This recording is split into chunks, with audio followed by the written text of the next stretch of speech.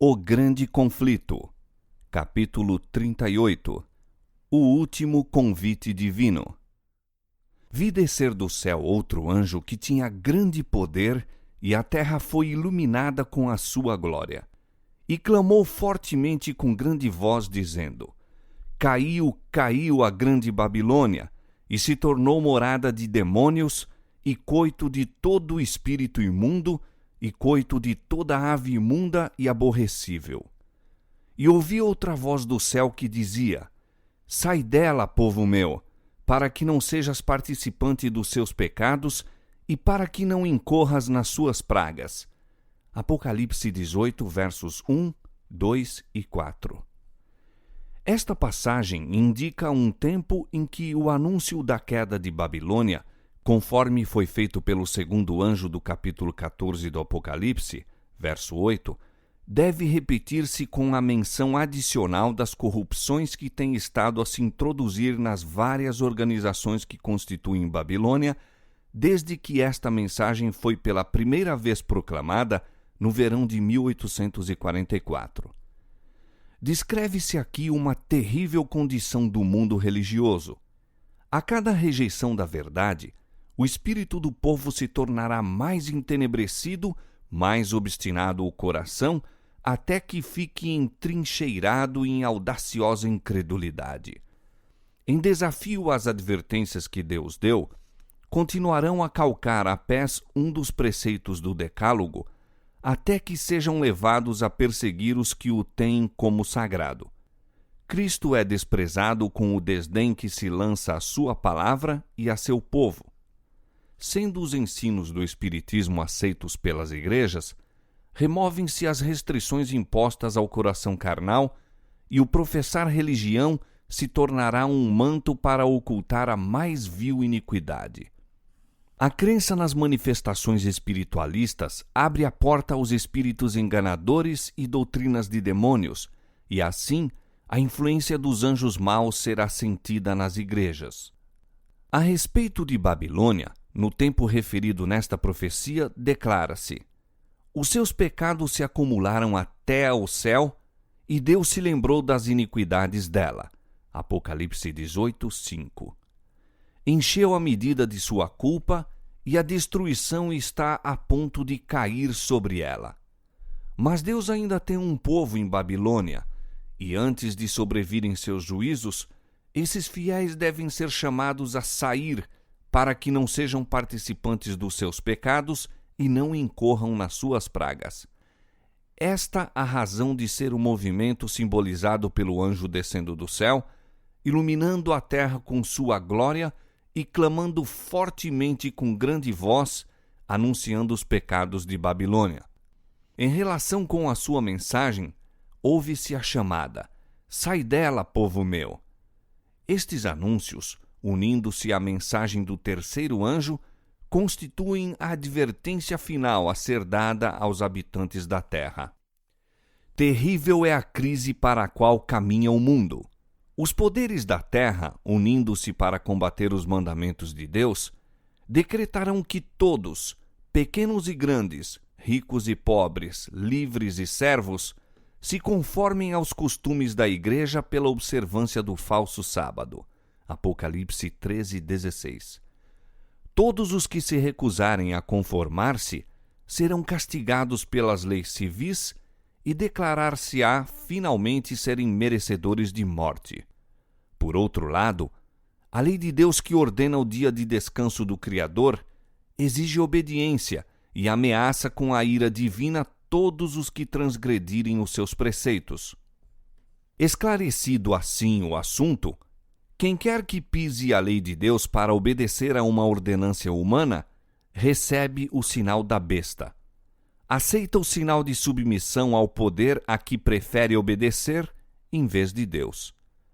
A advertência do céu é: se alguém adorar a besta e a sua imagem, e receber o sinal na sua testa ou na sua mão, também o tal beberá do vinho da ira de Deus, que se deitou, não misturado, no cálice da sua ira. Apocalipse capítulo 14, versos 9 e 10. Mas ninguém deverá sofrer a ira de Deus antes que a verdade se lhe tenha apresentado ao espírito e consciência e haja sido rejeitada. Há muitos que nunca tiveram oportunidade de ouvir as verdades especiais para este tempo. A obrigatoriedade do quarto mandamento nunca lhes foi apresentada em sua verdadeira luz. Aquele que lê todos os corações e prova todos os intuitos, não deixará que pessoa alguma que deseje o conhecimento da verdade seja enganada quanto ao desfecho da controvérsia. O decreto não será imposto ao povo cegamente. Cada qual receberá esclarecimento bastante para fazer inteligentemente a sua decisão. O sábado será a pedra de toque da lealdade, pois é o ponto da verdade especialmente controvertido. Quando sobrevier aos homens a prova final, traçar-se-á a linha divisória entre os que servem a Deus e os que não o servem. Ao passo que a observância do sábado espúrio em conformidade com a lei do Estado, contrária ao quarto mandamento, será uma declaração de fidelidade ao poder que se acha em oposição a Deus, é a guarda do verdadeiro sábado, em obediência à lei divina, uma prova de lealdade para com o Criador.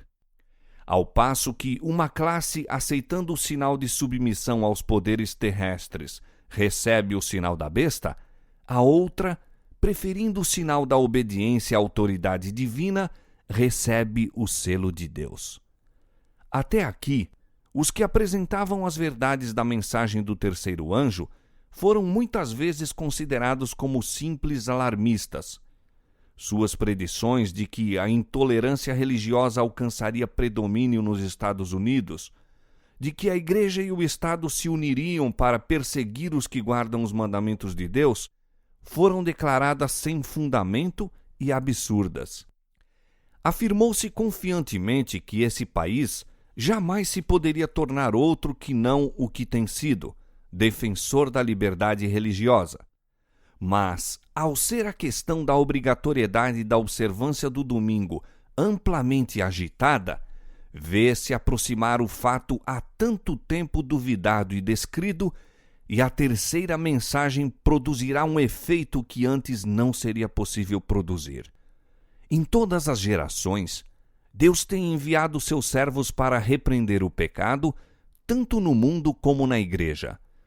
Mas o povo deseja que se lhes falem coisas agradáveis, e a verdade clara e pura não é aceita.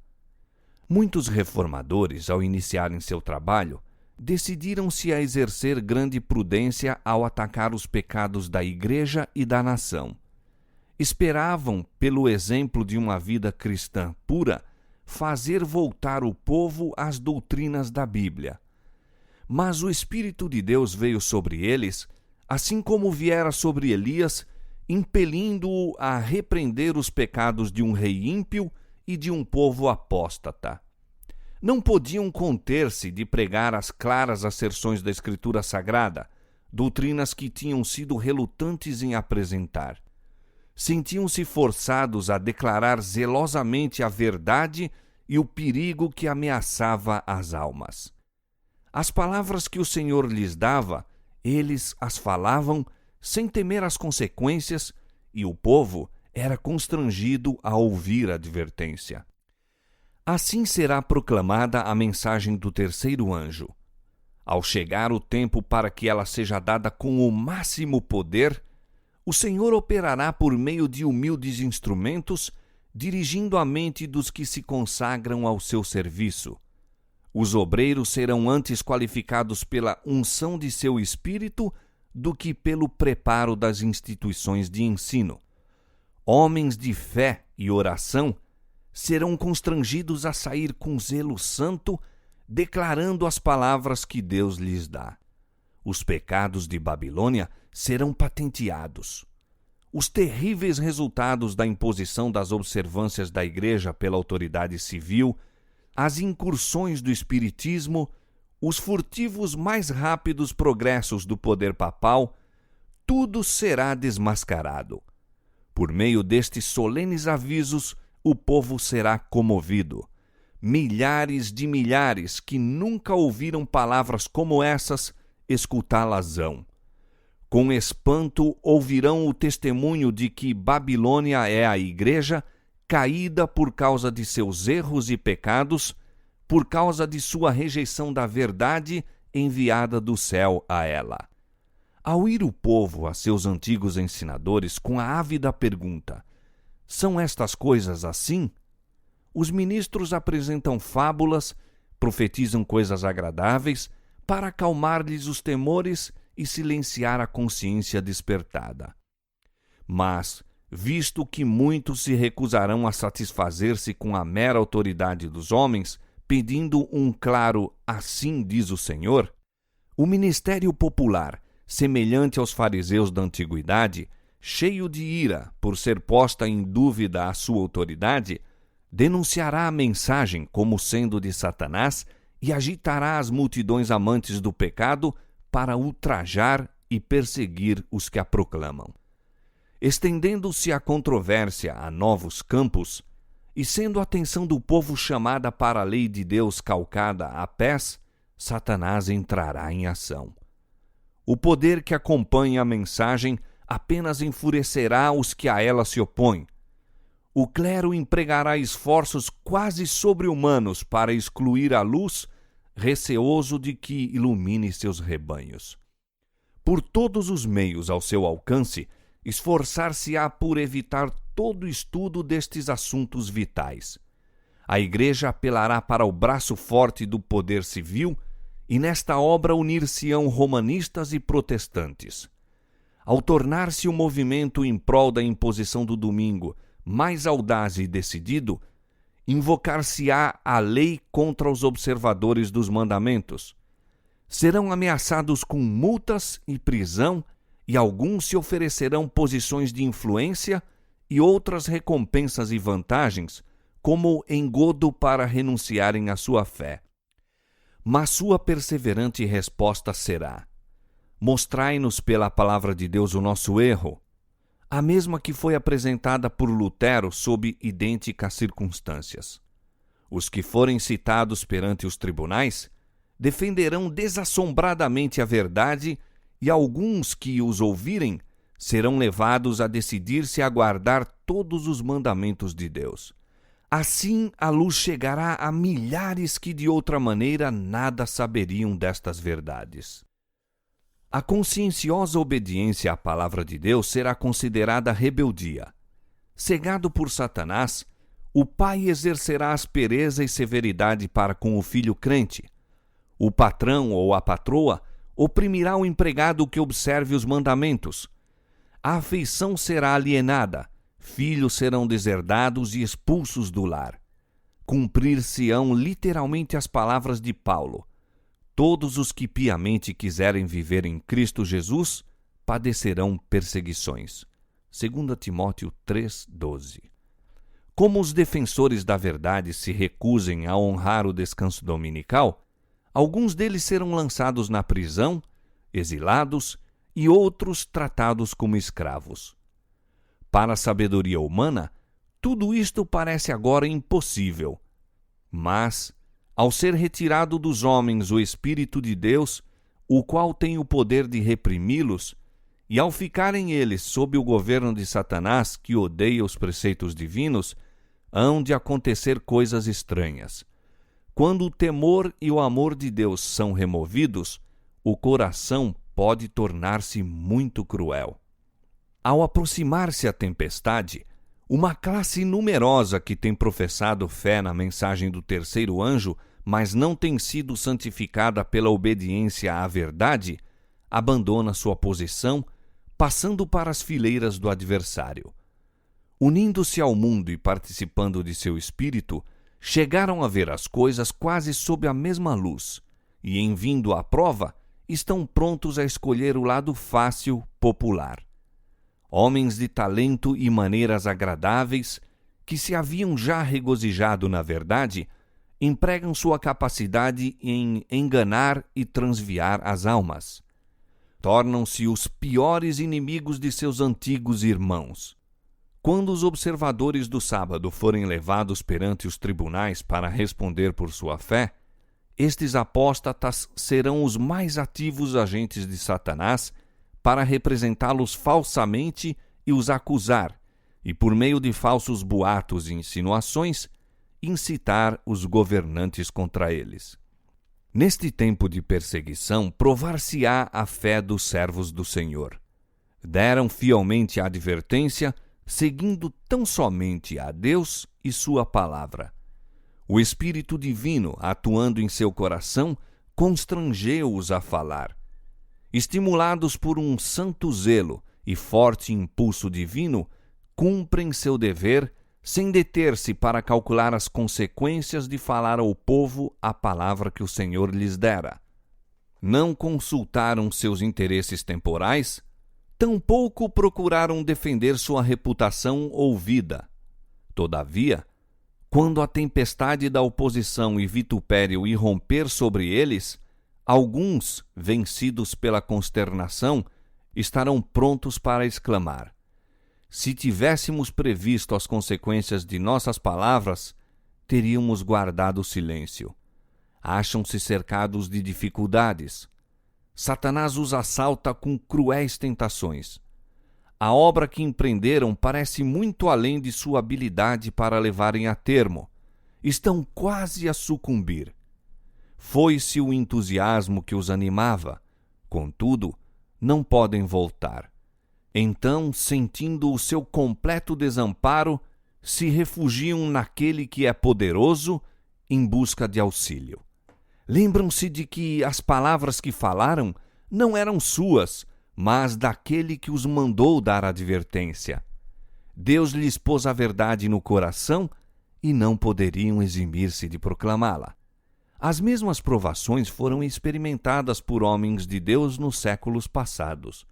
Wycliffe, Hus, Lutero, Tyndale, Baxter, Wesley insistiam em que todas as doutrinas fossem submetidas à prova da Bíblia, declarando que renunciariam a tudo que esta condenasse. Contra esses homens desencadeou-se a perseguição com fúria implacável. Não cessaram, todavia, de declarar a verdade. Cada um dos diferentes períodos da história da Igreja se tem distinguido pelo desenvolvimento de alguma verdade especial adaptada às necessidades do povo de Deus naquele tempo. Toda nova verdade teve de enfrentar o ódio e a oposição. Os que foram beneficiados por sua luz sofreram tentações e provações. O Senhor dá ao povo uma verdade especial quando este se encontra em situação difícil. Quem ousa recusar-se a publicá-la? Ele ordena a seus servos que apresentem o último convite de misericórdia ao mundo. Eles não podem permanecer silenciosos a não ser com perigo de sua alma. Os embaixadores de Cristo nada têm que ver com as consequências. Devem cumprir seu dever e deixar os resultados com Deus. Assumindo a oposição caráter mais violento, os servos de Deus de novo ficam perplexos, pois lhe parece que eles motivaram a crise. Mas a consciência e a palavra de Deus lhes asseguram que sua conduta é correta, e conquanto continuem as provações, são fortalecidos para suportá-las. A luta se torna mais renhida e acirrada, mas a sua fé e coragem aumentam com o perigo. Seu testemunho é: não ousamos tentar alterações na palavra de Deus, dividindo a sua santa lei, dizendo ser essencial uma parte ou outra não, com o fito de alcançar o favor do mundo. O Senhor a quem servimos é capaz de nos livrar. Cristo venceu os poderes da terra. A recear-nos-emos de um mundo já vencido? A perseguição, em suas várias modalidades, é o desenvolvimento de um princípio que subsistirá enquanto existir Satanás e tiver o cristianismo poder vital.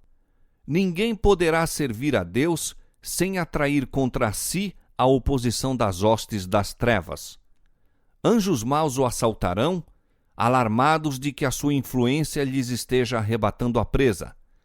Homens maus, reprovados pelo seu exemplo, unir-se-ão àqueles procurando separar de Deus tal pessoa por meio de sedutoras tentações. Quando estas não surtem o efeito esperado, recorre-se ao poder compulsório para forçar a consciência. Mas, enquanto Jesus permanece como intercessor do homem no santuário celestial, a influência repressora do Espírito Santo é sentida pelos governantes e pelo povo. Essa influência governa ainda, até certo ponto, as leis do país. Não fossem estas, e a condição do mundo seria muito pior do que ora é. Conquanto muitos de nossos legisladores sejam ativos agentes de Satanás, Deus também tem os seus instrumentos entre os principais homens da nação. O inimigo incita seus servos a que proponham medidas que estorvariam grandemente a obra de Deus. Mas estadistas que temem o Senhor são influenciados por santos anjos para que se oponham a estas propostas com argumentos irretorquíveis. Assim, um pugilo de homens sustará poderosa corrente de males. A oposição dos inimigos da verdade será restringida a fim de que a mensagem do terceiro anjo possa efetuar a sua obra. Quando for dada a advertência final, prenderá a atenção das pessoas influentes por meio de quem o Senhor está agora a operar, e algumas delas a aceitarão e manter-se-ão com o povo de Deus durante o tempo de angústia. O anjo que se une na proclamação da mensagem do terceiro anjo deve iluminar a terra toda com a sua glória. Predisse com isto uma obra de extensão mundial e de extraordinário poder. O movimento adventista de 1840 a 1844 foi uma manifestação gloriosa do poder de Deus. A mensagem do primeiro anjo foi levada a todos os postos missionários do mundo e, em alguns países, houve o maior interesse religioso que se tem testemunhado em qualquer nação desde a reforma do século XVI. Mas isto deve ser superado pelo poderoso movimento sob a última advertência do terceiro anjo. Esta obra será semelhante à do dia de Pentecoste. Assim como a chuva temporã foi dada no derramamento do Espírito Santo no início do Evangelho para efetuar a germinação da preciosa semente, a chuva serôdia será dada em seu final para o amadurecimento da seara. Conheçamos e prossigamos em conhecer o Senhor, como a alva será a sua saída, e ele a nós virá como a chuva serôdia que rega a terra. Oséias 6, 3. E vós, filhos de Sião, regozijai-vos e alegrai-vos no Senhor vosso Deus, porque ele vos dará ensinador de justiça e fará descer a chuva, a temporã e a serôdia. Joel 2, 23. E nos últimos dias acontecerá, diz Deus, que do meu espírito derramarei sobre toda a carne. E acontecerá que todo aquele que invocar o nome do Senhor será salvo. Atos capítulo 2, versos 17 e 21. A grande obra do Evangelho não deverá encerrar-se com menor manifestação do poder de Deus do que a que assinalou o seu início. As profecias que se cumpriram no derramamento da chuva temporã no início do Evangelho devem novamente cumprir-se na chuva serôdia no final do mesmo. Eis aí os tempos do refrigério que o apóstolo Pedro esperava quando disse: Arrependei-vos, pois, e convertei-vos, para que sejam apagados os vossos pecados e venham assim os tempos do refrigério pela presença do Senhor, e envie ele a Jesus Cristo.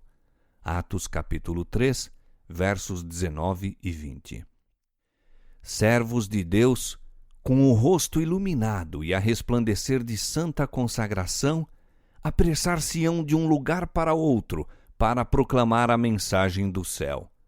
Por milhares de vozes em toda a extensão da terra será dada a advertência. Operar-se-ão prodígios, os doentes serão curados, e sinais e maravilhas seguirão aos crentes. Satanás também opera com prodígios de mentira, fazendo mesmo descer fogo do céu à vista dos homens. Apocalipse 13:13. Assim, os habitantes da terra serão levados a decidir-se. A mensagem há de ser levada não tanto por argumentos, como pela convicção profunda do Espírito de Deus. Os argumentos foram apresentados. A semente foi semeada e agora brotará e frutificará. As publicações distribuídas pelos missionários têm exercido sua influência. Todavia, muitos que ficaram impressionados foram impedidos de compreender completamente a verdade ou de lhe prestar obediência. Agora, os raios de luz penetram por toda a parte. A verdade é vista em sua clareza e os leais filhos de Deus cortam os liames que os têm retido. Laços de família, relações na igreja são impotentes para os deter agora. A verdade é mais preciosa do que tudo mais. Apesar das forças arregimentadas contra a verdade, grande número se coloca ao lado do Senhor.